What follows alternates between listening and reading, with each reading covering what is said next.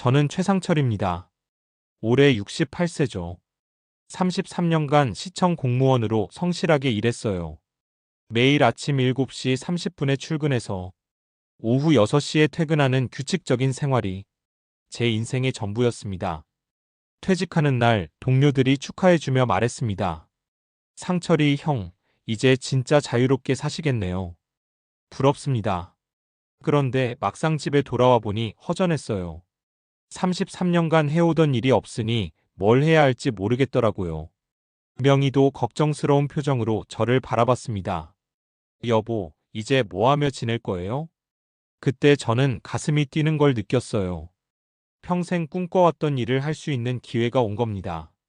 퇴직금과 우리가 살던 25평 아파트를 팔아서 현금 6억 원을 손에 쥐게 됐거든요. 25평 아파트는 정말 낡았습니다. 20년 넘게 살면서 여기저기 고장나고 벽지도 누렇게 변색됐죠.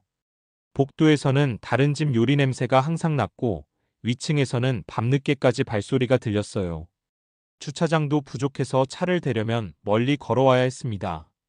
저는 명희에게 말했어요. 자기야, 이제는 자연 속에서 편히 살자. 우리 평생 좁은 아파트에서만 살았잖아. 명희는 고개를 저었습니다. 여보, 갑자기 환경을 바꾸면 적응하기 힘들어요.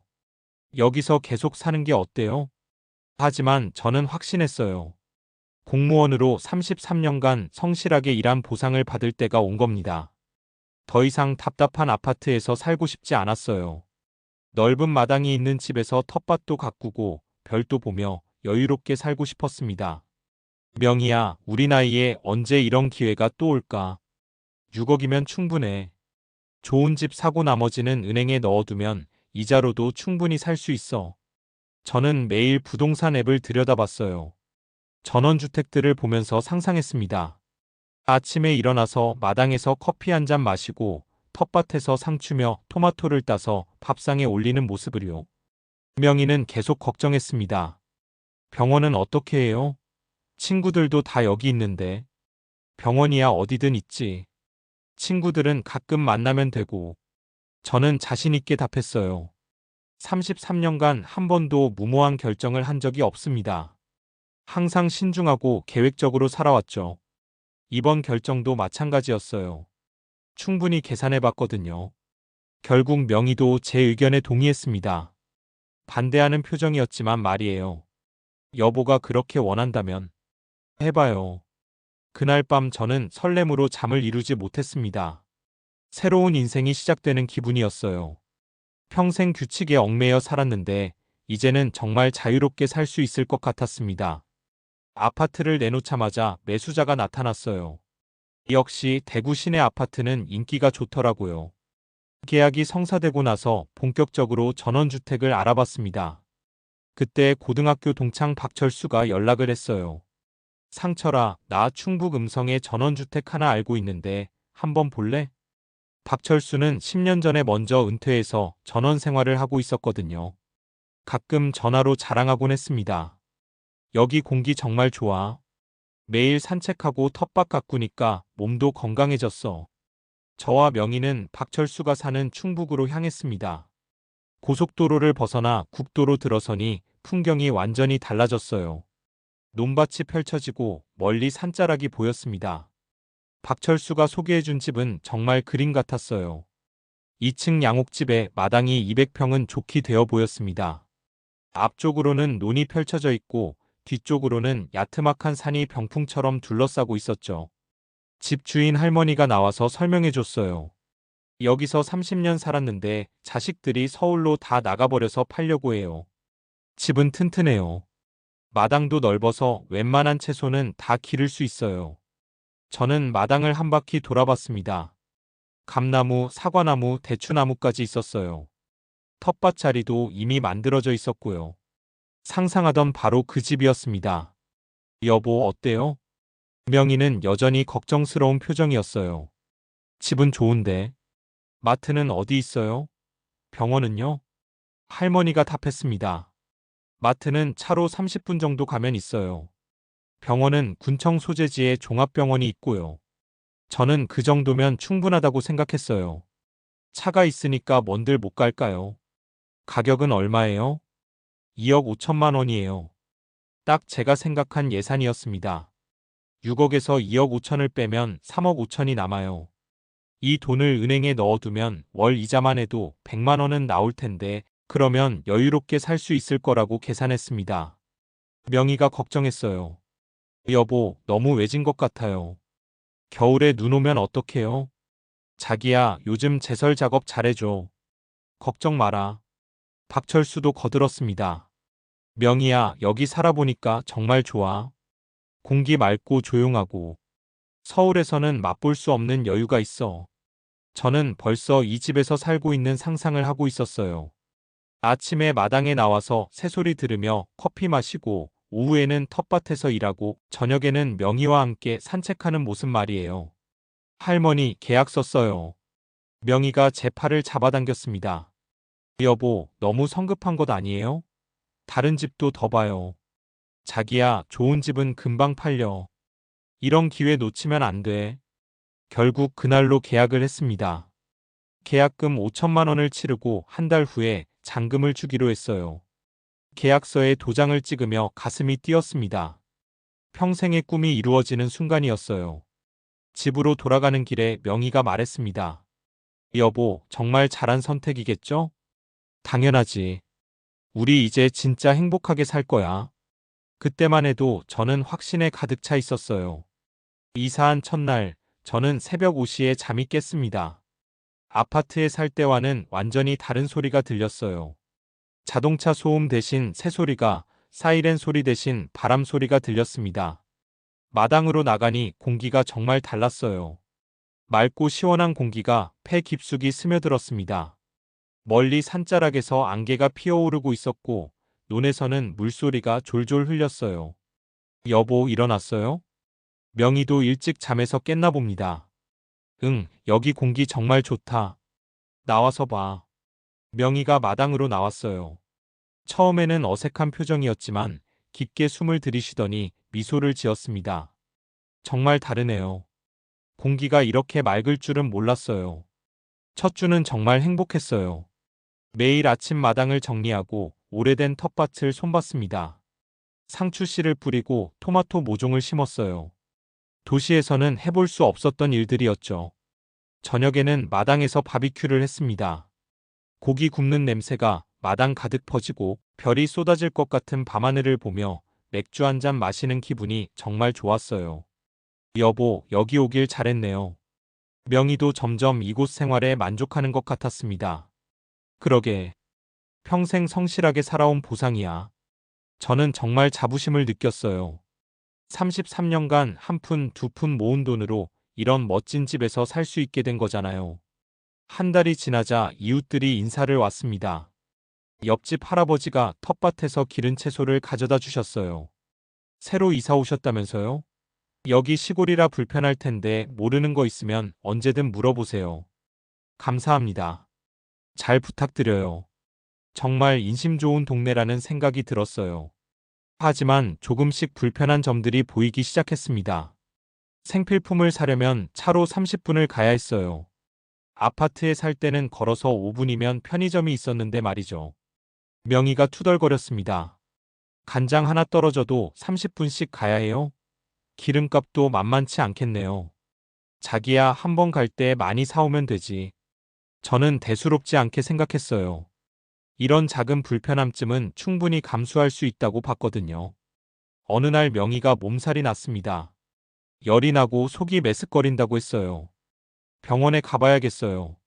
가장 가까운 병원까지는 차로 1시간이 걸렸습니다. 아파트에 살 때는 10분이면 갈 수 있었는데 말이에요. 다행히 심각한 건 아니었지만 명희는 걱정스러운 표정이었어요. 여보, 응급 상황이 생기면 어떡해요? 병원이 좀 멀어도 큰 병은 아니잖아. 걱정하지 마. 하지만 속으로는 저도 조금 불안했습니다. 우리 나이에 언제 무슨 일이 생길지 모르는데 병원이 이렇게 멀면 문제가 될 수 있겠다는 생각이 들었어요. 그래도 전체적으로는 만족했습니다. 매일 텃밭에서 일하니까 몸도 건강해지는 것 같았고 마음도 평온했어요. 33년간의 공무원 생활에서 쌓인 스트레스가 서서히 풀리는 느낌이었습니다. 3개월 정도 지나자 마을에 복잡한 사정들이 보이기 시작했어요. 이장님이 찾아왔습니다. 새로 이사 오신 분이시죠? 마을 운영비 좀 내주세요. 운영비요? 네, 한 달에 5만 원씩만. 마을회관 관리비, 정화조 청소비, 가로등 전기료 이런 거 있거든요. 별로 큰 돈도 아니어서 냈습니다. 그런데 그게 시작이었어요. 얼마 후에는 마을 잔치 비용이라고 10만 원을 달라고 하고 또 얼마 후에는 제사 준비한다고 20만 원을 달라고 했어요. 명희가 불만을 표했습니다. 여보, 이게 뭐예요? 계속 돈 달라고만 하네요. 마을 일이니까 어쩔 수 없지. 우리도 이제 마을 사람이잖아. 그런데 정말 큰 문제가 생겼습니다. 옆집과 담장 경계 문제로 다툼이 벌어진 거예요. 옆집 할아버지가 우리 땅에 담장을 쌓았다고 주장했어요. 이 담장이 우리 땅을 침범했어요. 측량해 보세요. 처음에는 대화로 해결하려 했는데 옆집에서 자꾸 고집을 부렸어요. 결국 측량사를 불러야 했습니다. 측량비만 200만 원이었어요. 측량 결과 우리가 맞았습니다. 하지만 옆집 할아버지는 인정하지 않았어요. 측량이 잘못됐어. 우리가 50년 넘게 여기 살았는데. 결국 법적 대응을 할 수밖에 없었습니다. 변호사 비용까지 합쳐서 500만 원이 나갔어요. 아파트에 살 때는 상상도 할 수 없었던 일이었습니다. 명희가 한숨을 쉬었어요. 여보, 이게 무슨 일이에요? 평화롭게 살자고 온 건데. 자기야, 이런 일은 어디서나 있을 수 있어. 금방 해결될 거야. 하지만 속으로는 당황스러웠습니다. 6억 중에서 벌써 몇백만 원이 예상치 못한 곳에 나간 거거든요. 겨울이 되면서 더 큰 문제가 생겼습니다. 난방비였어요. 첫 달 난방비 고지서를 받고 깜짝 놀랐습니다. 여보, 이게 얼마예요? 78만 원. 이게 맞나? 2층 양옥집이고 단열이 잘 안 되어서 그런지 난방비가 엄청났어요. 아파트에 살 때는 한 달에 20만 원 정도였는데 말이죠. 여보, 이러다가 돈 다 떨어져요.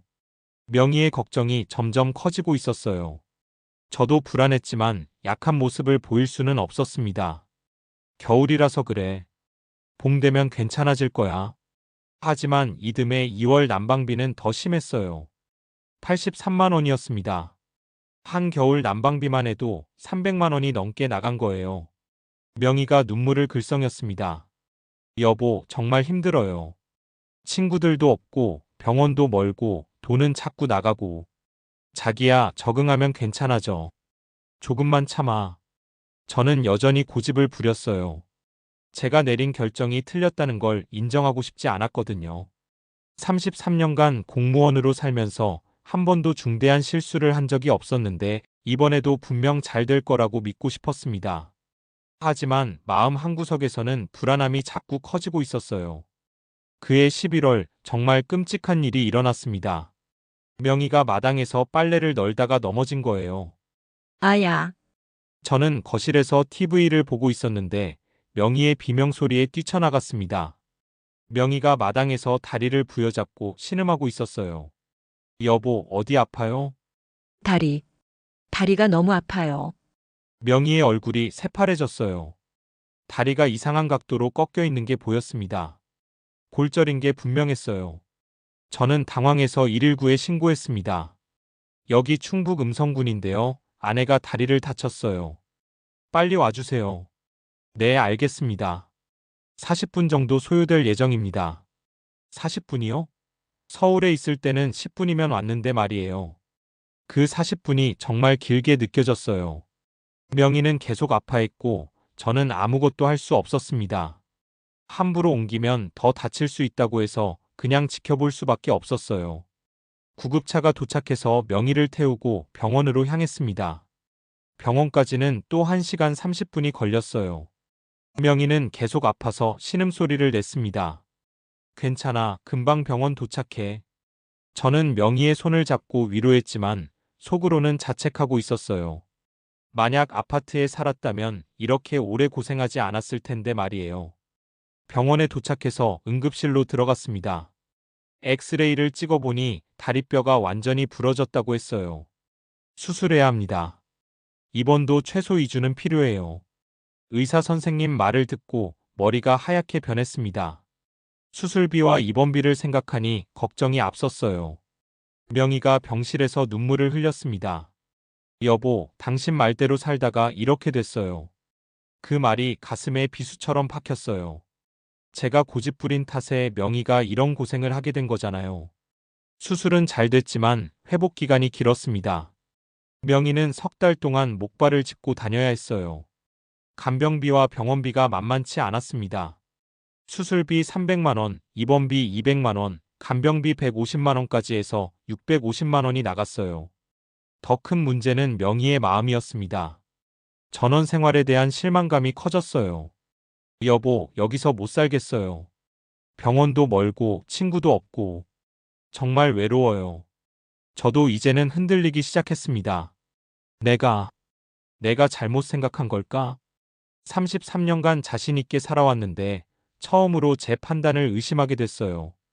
6억으로 시작한 노후 자금이 벌써 3억 초반대로 줄어들었습니다. 집값 2억 5천, 생활비, 의료비, 각종 분쟁 비용까지 합치면 말이에요. 명희가 목발을 짚고 어렵게 걸어다니는 모습을 보면서 죄책감이 들었어요. 제 욕심 때문에 명희까지 고생시킨 거잖아요. 미안해, 내가 너무 성급했나 봐. 명희는 대답하지 않았습니다. 그 침묵이 더 무서웠어요. 명희가 회복되고 있을 무렵 아들 성민이에게서 급한 전화가 왔어요. 아버지, 급한 일이 생겼어요. 지금 만날 수 있을까요? 성민이는 10년 전부터 치킨집을 운영하고 있었어요. 장사도 제법 잘 되고 있다고 했는데 표정이 심각했습니다. 무슨 일이야? 아버지, 가게 망했어요. 뭐? 성민이가 고개를 숙이며 말했어요. 코로나 때문에 매출이 뚝 떨어진 데다가 임대료까지 올라서 더 이상 버틸 수가 없어요. 그래서 빚이 1억 정도 돼요. 가게 정리하려면 당장 돈이 필요해요.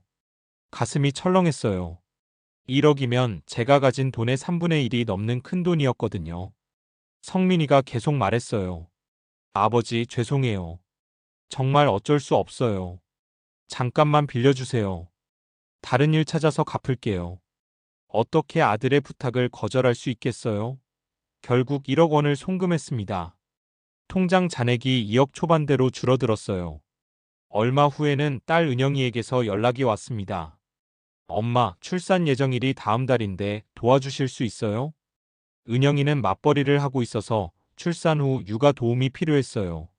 산후조리원 비용도 만만치 않고 신생아용품도 준비해야 하는데 결국 산후조리원 비용 300만 원과 각종 준비물 비용 200만 원을 지원해줬습니다. 명희가 한숨을 쉬었어요. 여보, 돈이 너무 빨리 나가요. 이러다가 정말 바닥나겠어요. 저도 불안했습니다. 시작할 때 6억이었는데 이제 1억 8천만 원 정도밖에 안 남았거든요. 더 큰 문제는 전원주택의 가치였어요. 이사 온 지 2년이 지났는데 집값이 오르기는커녕 떨어지고 있었어요. 부동산에 문의해보니 2억 5천만 원에 산 집을 지금 팔면 2억 정도밖에 받을 수 없다고 했습니다. 왜 집값이 떨어져요? 시골 전원주택은 수요가 별로 없어요. 특히 요즘 젊은 사람들은 도시에서만 살려고 해서 절망적이었어요. 집을 팔아도 손해를 보는 상황이었거든요. 어느 날 저는 혼자 마당에 앉아 있었어요. 처음 이 집을 봤을 때의 설렘이 생각났습니다. 그때는 모든 게 완벽해 보였는데 명희가 나와서 제 옆에 앉았습니다. 여보, 솔직히 말해요. 이제 어떡할 거예요? 저는 대답할 수 없었어요. 평생 자신감을 가지고 살았는데 이제는 앞이 보이지 않았습니다. 6억으로는 여기서 버티기 어려울 것 같아. 처음으로 제 판단이 틀렸다는 걸 인정했어요. 33년 공무원 생활에서 단 한 번도 이런 실패를 경험해 본 적이 없었는데 말이에요. 더 이상 버틸 수 없다는 판단이 섰을 때 저는 집을 급매로 내놓기로 결정했어요. 부동산 중개업소 사장님이 현실적인 조언을 해주셨습니다. 어르신, 급하게 파시려면 시세보다 낮춰야 해요. 2억이면 빨리 나갈 것 같은데. 2억요? 2억 5천만 원에 샀는데. 시골집은 그래요. 사려는 사람이 별로 없어서 결국 1억 8천만 원에 집을 팔았습니다. 7천만 원의 손실이었어요. 2년간 살면서 투입한 각종 비용까지 생각하면 실질 손실은 1억이 넘었습니다. 집을 정리하면서 마음이 착잡했어요. 처음 이사 왔을 때의 설렘이 생각났거든요. 텃밭에 심었던 토마토는 아직 빨갛게 익어가고 있었고, 감나무에는 감이 주렁주렁 달려 있었어요. 명희가 짐을 싸면서 말했습니다. 여기 있으면서 좋았던 것도 있었는데. 그래. 공기 맑은 건 정말 좋았어요. 별도 예쁘게 보였고. 그 말을 듣고 더 미안했어요. 명희도 나름대로는 적응하려고 노력했는데 제가 무리한 결정을 했던 거죠. 이제 다시 대구로 돌아가야 했습니다. 그런데 문제가 또 생겼어요. 2년 전에 팔았던 아파트 가격이 3억에서 5억으로 올라 있었어요. 이게 말이 돼요? 2년 만에 2억이나 올랐다고? 부동산 중개업소에서 확인해 줬습니다. 네, 이 지역이 재개발 예정이라서 가격이 많이 올랐어요. 정말 허탈했어요. 제가 팔아서 나온 곳의 아파트 가격은 하늘 높은 줄 모르고 오르고 제가 산 전원주택은 값이 떨어져서 손해를 보고 팔게 됐으니까요. 남은 돈으로는 아파트를 살 수 없었어요. 결국 보증금 2천만 원, 월세 50만 원짜리 빌라를 구할 수밖에 없었습니다. 빌라에 짐을 들여놓고 나서 주변을 둘러봤어요. 15평 남짓한 작은 공간이었습니다. 마당도 없고 텃밭도 없고 그냥 좁은 방 2개와 거실, 주방이 전부였어요. 명희가 한숨을 쉬었습니다. 여보, 우리가 왜 이렇게 됐을까요? 저도 모르겠어요. 2년 전만 해도 6억 원의 자산을 가진 여유로운 은퇴자였는데 지금은 1억 5천만 원 정도밖에 남지 않았거든요. 그날 밤 저는 잠을 이루지 못했어요.